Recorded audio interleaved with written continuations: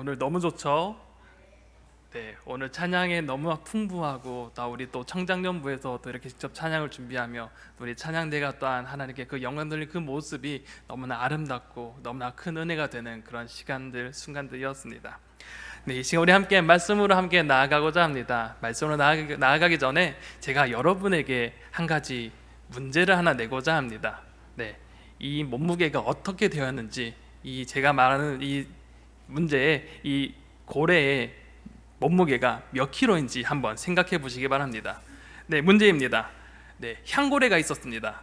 네, 몸무게가 약 22톤 정도 되는 이 향고래가 있었는데, 이 향고래가 500kg에 달하는 대왕 오징어를 먹었다고 합니다. 그런데 이 6시간 후에 그 1.3톤짜리 알을 낳았다고 합니다. 그렇다면 이 향고래의 몸무게는 몇 킬로일까요? 네, 갑자기 숫자가 계속 들리고 있습니다. 네, 혹시 몇 킬로그램일까요? 네, 21점 몇이라면서 막 들려오는데요. 네, 정답일까요? 네, 정답은요, 문제가 되지 않는다는 것입니다. 네, 네, 우리가 숫자와 몸무게에다 집중하다 보니까 왜 이 문제가 왜 말이 안 되는지 우리는 놓쳐버리고 있습니다. 네, 왜 문제가 안 될까요? 돌고래는 포유류이기 때문에 알을 낳을 수 있을까요? 없습니다. 네, 알을 낳을 수는 없고 새끼를 낳기 때문에 이 문제 자체가 전혀 답이 나올 수 없는 그런 문제인 것입니다. 우리가 제가 이렇게 문제를 낼 때 몸무게에 대해서 계속적으로 강조하다 보니 우리는 이 몸무게에 대해 집중하다 보니까 결국 이 문제가 어떤 오류가 있었는지 우리는 잠시 잊게 되어져 버립니다. 이 문제는 제가 실제로 낸 것이 아니라 우영우 변호사 그 드라마에 나오는 1화에 나오는 문제입니다. 여러분 혹시 보신 적 있으십니까? 네, 여기서는 좀 안다고 하는데 여기는 조금 반응이 없는 것 같습니다. 네, 똑바로 읽어도 우영우, 거꾸로 읽어도 우영우, 기러기 토마토 스위스 인도인 별똥별 우영우라는 이 아주 획기적인 이 신드롬을 일으키고 있는 이 우영우에서 나오는 이 첫 번째 문제였습니다. 네, 이 우영우란 사람은 바로 이 스펙트럼 장애를 앓고 있는 변호사입니다. 이 스펙트럼 장애, 우리 흔히 말하는 이 장애라는 이 장애는 한 가지 하지 못하는 것이 있습니다. 바로 상대방과 이게 교류를 하는 것이 많이 떨어집니다. 즉 상대방과 상호작용하는 것이 매우 그 능력이 떨어지는 장애를 가지고 있는 사람입니다. 그런데 이 우영우 변호사는 스펙트럼 장애를 앓고 있었지만 매우 뛰어난 머리로 인하여서 한 번 보고 한 번 들은 것은 한 번 또 잊어버리지 않는 그런 특별한 능력을 가지고 있었습니다.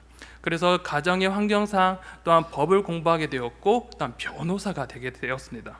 그래서 이 우영우 변호사가 한 로펌에 취직을 하게 되었습니다. 첫 출근 날, 첫 사건을 맡은 날, 이 시니어 변호사가 이 사건에 대해서 이야기하면서 어떻게 형량을 집행할지, 어떤 식으로 변호를 해야 될지 가이드를 제시해 줍니다. 이 사건은 어떠한 사건이니까 이렇게 접근하고 이렇게 형량을 맞춰서 변론을 하면 될 것입니다 라고 가이드를 줬습니다. 그런데 우영우 변호사가 이러한 가이드는 전혀 생각하지 아니고 문제의 본질에 대해서 접근하기 시작합니다. 그러할 때 이 시니어 변호사의 조언이 틀린다는 것이 밝혀졌고, 이 시니어 변호사는 자신의 그 오류를 인정함으로써 이 우영우 변호사가 맞다는 것을 인정해 주었습니다.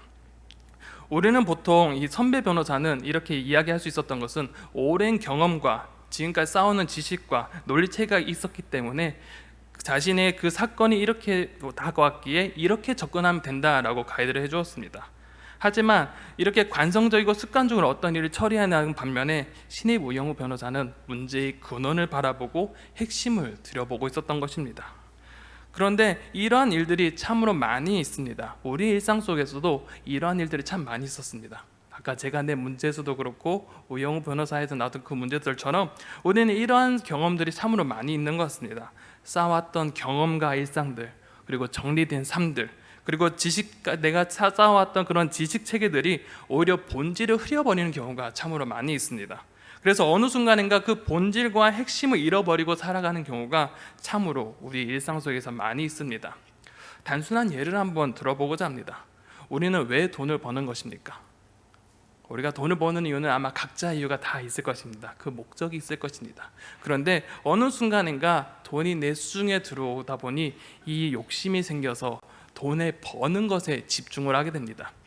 내가 가졌던 첫 번째 목표들, 어찌 보면 내 삶을 좀 더 윤택하게 하는 그런 목적들, 이 목표들은 점점 사라져가고 돈을 버는 일에 집중하다 보니 내가 챙겨야 할 가족과 혹은 내가 추구했던 그 목적들은 사라져버리고 일에 중독되어지고 일만 하는 그런 사람이 되어지기도 합니다. 우리 학생들이 뒤에 앉아있는데 우리 학생들 또한 그러합니다. 공부를 할 때 우리는 각자의 공부의 목적이 있습니다. 그런데 그 공부를 몰두하다 보면 그 공부의 목적을 잃어버리기가 쉽습니다. 진짜 내가 왜 본질적으로 이 공부를 해야 되는지 그 본질을 잃어버립니다. 그리고 성적에 얽매여서 그 성적을 받아내기에만 급급하게 공부를 하기 시작합니다. 뭐 공부뿐만 아니겠죠. 게임을 한다든지 어떤 노는 것이 우리 일상 속에서 잠시 리프레시를 하면서 우리 가운데 좀 기분의 전환을 위해서 게임을 한다면 어느 순간인가 그 목적은 사라지고 그것에 빠져서 살아가는 우리의 청장년들 혹은 우리 자녀들을 볼 수 있습니다. 제가 말하자 하는 것은 공부가 나쁘다, 일이 나쁘다, 그리고 게임이 나쁘다는 것은 아니다는 것은 여러분 다 아실 것입니다. 중요한 것은 우리의 삶의 본질을 붙잡고 살아가는 것이 아니라 수단이 어느 순간인가 변질이 되어 그 본질처럼 느껴진다는 것입니다. 비본질의 목숨을 거는 순간 우리는 점점 본질은 흐려지고 본질과 점점 멀어지는 그런 삶을 살아가게 됩니다. 그리고 어느 순간 그 본질이라 여겨진 것을 버리고 저 멀리 다른 것을 붙잡고 살아가게 되는 것입니다. 그런데 이러한 모습이 우리 일상뿐만 아니라 오늘 성경 속에도 나타납니다. 오늘 본문에 나타난 유대인들의 모습 또한 그러합니다. 본질을 붙잡고 살아가기 위해 보다는 비본질의 목숨을 걸어가는 사람들의 모습이 보입니다. 특히 본질을 향해 나아가는 수단이 오히려 본질이 되어서 수단을 붙잡고 살아가는 이들의 모습이 오늘 성경에서 발견되어집니다. 그 주인공이 바로 이 유대인인데, 이 유대인에게 있어서 본질이 되어진 이 수단이 과연 무엇일까요? 오늘 성경은 분명하게 이렇게 말합니다. 바로 율법이며 제사고 제사장이라고 오늘 성경은 이야기하고 있습니다.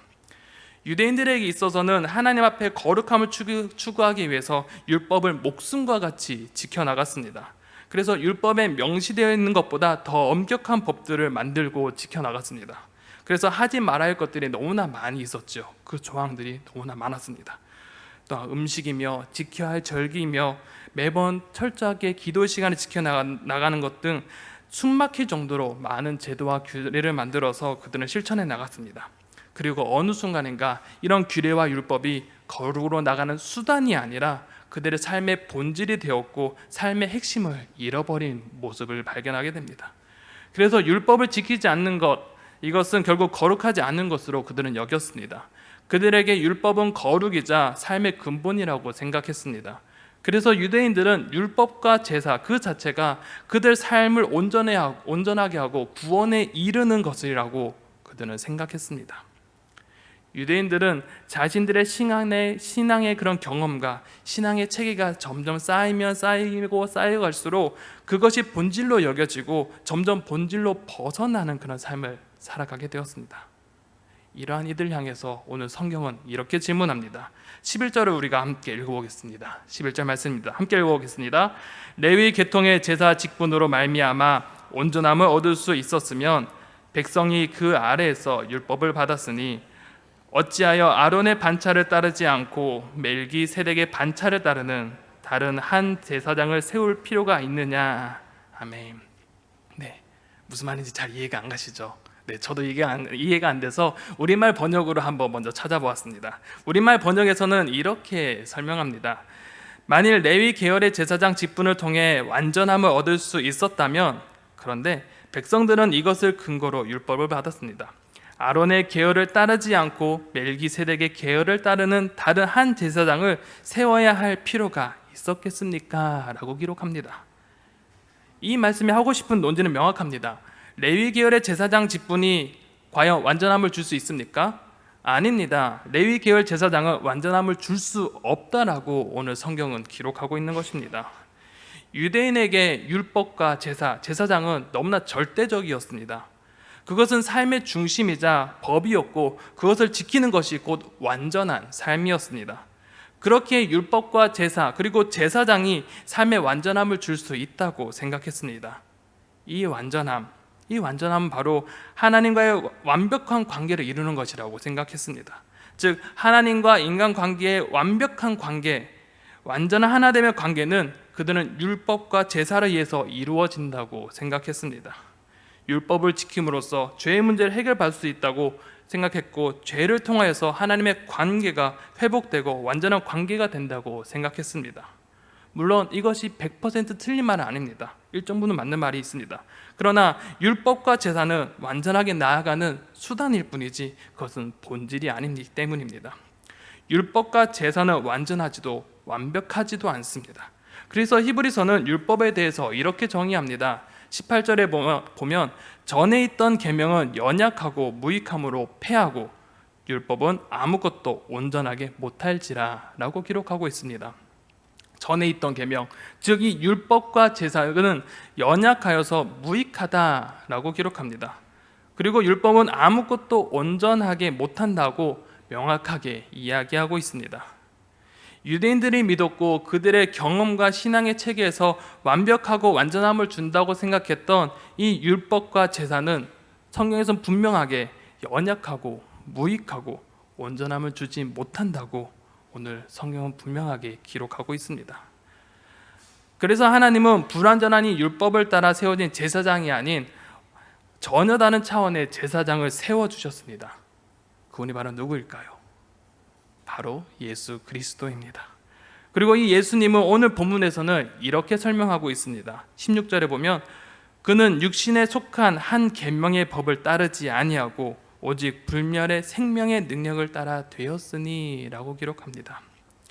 예수 그리스도께서는 연약하고 무익한 율법을 따르지 아니하고 오직 불멸의 생명의 능력, 곧 하나님의 아들로서 영원히 죽지 아니하는 생명을 가지신 분이라고 오늘 성경은 분명하게 이야기하고 있습니다. 그렇게 19절은 마지막으로 이렇게 기록하고 있습니다. 율법은 아무것도 온전하게 못할지라 이에 더 좋은 소망이 생기니 이것으로 우리가 하나님께 가까이 나아가느니라 라고 말씀합니다. 그렇게 하나님의 아들이시자 영원한 생명을 가지신 이 예수 그리스도를 통하여만 온전함을 누릴 수 있기에 우리는 율법이 아닌 이 예수 그리스도를 통하여서 하나님께 더 가까이 나아갈 수 있다고 성경은 우리에게 분명하게 가르쳐주고 있습니다. 사랑하는 성도 여러분, 유대인들은 분명히 이렇게 생각했습니다. 온전한 하나님과의 완전한 관계는 율법을 통하여서만이 가능하다고 생각했습니다. 그래서 그것만을 붙잡고 그들은 살아왔습니다.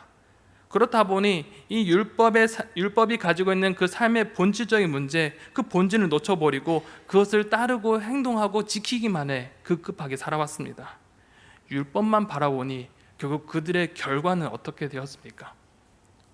그들이 율법을 지키고 따르고 그것이 순환화되어 버리니 결국 예수 그리스도를 죽이기까지 나아갔습니다. 율법만 바라보니 정말 중요한 율법이 가리키고 있는 그 예수 그리스도를 놓쳐버렸고 예수 그리스도를 못 박아 그들은 죽여버렸습니다. 그리고 그것도 신성모독이라는 죄로 예수 그리스도를 죽이고 말았습니다. 결국 유대인의 문제는 무엇입니까? 그들의 온전함의 그 핵심을 그들은 놓치고 있었던 것입니다. 성경은 분명하게 말합니다. 하나님과의 그 온전한 관계의 핵심은 바로 예수 그리스도라고 분명하게 말씀합니다. 예수 그리스도를 통하여서만이 하나님과 우리의 관계가 온전해진다고 분명하게 가르치고 있습니다. 그렇기에 우리는 이 사실을 절대 잊어서는 안 됩니다. 우리는 신앙생활을 하다 보니 어느 순간 연수가 점점 쌓여가고 있습니다. 교회를 계속적으로 나오고 10년, 20년, 30년 교회를 나오고 신앙의 형태들을 점점 알아가고 어느 순간에 우리 신앙의 형식과 틀이 그리고 신앙의 습관들이 생겨나는데 어느 순간인가 그 신앙의 형식과 틀과 방식과 생각들이 예수 그리스도를 바라보지 못한다는 것을 우리는 한번 점검해 보아야 합니다. 우리의 신앙생활을 한번 돌아보시기 바랍니다. 우리의 일상생활에서 혹은 교회 우리가 현재 여기 앉아있는 이 모습 속에서 우리는 정말 이 모습의 본질을 생각하고 이곳에 있는지 우리는 한번 점검해 보아야 됩니다. 우리의 일상을 한번 생각해 봅시다. 우리의 일상에서 우리는 매일적으로 하는 기도가 있습니다. 하루에 3번씩 하는 혹은 2번씩 매번 하는 기도가 있습니다. 우리는 보통 식사 기도를 하지요. 그런데 어느 순간인가 그 식사 기도가 하나님께 주신 그 일용할 양식 주신 것에 감사함으로 기도하기보다는 어느 순간인가 주문처럼 주술처럼 습관적으로 어느 순간 형식적으로 우리가 기도하는 모습이 아니었는가요? 우리는 한번 되돌아보게 됩니다. 그리고 우리가 매주 교회에 나와 예배드리지만 그 예배 가운데 정말 하나님을 바라보고 하나님께 감사함으로 나아가고 하나님께 영광을 돌리고 있는지, 아니면 우리의 모습 속에서 정말 그런 이러한 본질을 잃어버린 채 형식적으로 이곳에 나와 예배드리고 있는 것이 아닌지, 어느 순간 반복적으로 습관적으로 우리 예배의 모습이 이렇게 본질이 아닌 수단만 남아져 있는 우리의 모습이 아닌지 우리는 되돌아봐야 합니다. 이번 한 주간 우리는 이것을 좀 한번 생각해 보았으면 좋겠습니다. 우리의 삶은 한번 찬찬히 되돌아보았으면 좋겠습니다. 유대인들처럼 율법과 제사가 형식적이 되어지고 화석화되어서 본질을 놓쳤던 것처럼 우리의 삶의 그 신앙의 모습이 어느 순간인가 습관과 형식이 되어져 버려서 본질인 이 예수 그리스도를 바라보지 못한 것이 아닌가, 이번 한 주간 한번 살펴보시기 바랍니다. 그래서 우리의 신앙이 습관화되고 형식화되었다면 다시 한번 되돌이면서 본질 대신 예수 그리스도를 붙잡기를 간절히 소망합니다. 우리의 신앙을 되돌아보면서 본질 대신 예수님, 우리가 왜 이곳에 있는지 바로 예수 그리스도를 위한 그 열정들을 다시 한 번 더 생각하면서 본질 대신 예수 그리스도를 붙잡고 살아가는 우리의 성도님들이 되시기를 간절히 소망합니다. 기도하겠습니다.